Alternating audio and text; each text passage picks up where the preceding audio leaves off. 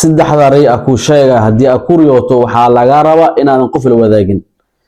xataa waalidkaaga hooyada iyo aabbaha Allah ka dhigay inaadan la wadaagin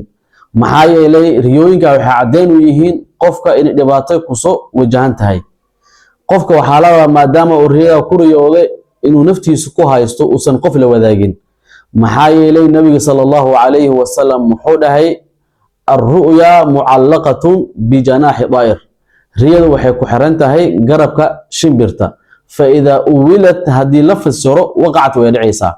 سلا درادة رياض هذه حنته وحافي عن إن هذا قفل وذاجن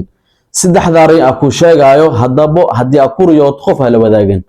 رياض أوهريسو أنكو شيء جايو هدي أكوريو تو أدو إلكا إكادادان عيان وحعدين تهي إسلاماركا إن إدباتك وسوجهان تهي هدبو قفها لوذاجن sidoo kale hadii aad ku riyooto adigoo timaha ay daadanayaan waxay cadeyn u tahay in dhibaato ku soo wajahan tahay sidoo kale hadii aad ku riyooto adigoo suuli ku jira mise musqul waxa ogaanaysaa in dhibaato ku soo wajahan tahay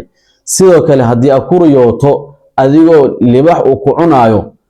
riyadan waa riyo xun qof hal wadaagin saddexda riyo aad ku sheegay waa riyooyin xun hadii aad ku riyooto haraadinin in riyada afsarto mise fasiraadeeda isku daydo haddaba haddii riyooyinka aad ku riyooto waa riyo xun qof hala wadaagin naftaada ku cisho ilaahay u toobadkeen istighfaarta badi saliga badi muuqaalkan laagare walaalaha la wadaag haddii quraan saar u baahan tahay lambarkii barfeelku saaray ee la soo xiriir assalaamu calaykum wa rahmatullaahi wa barakaatuh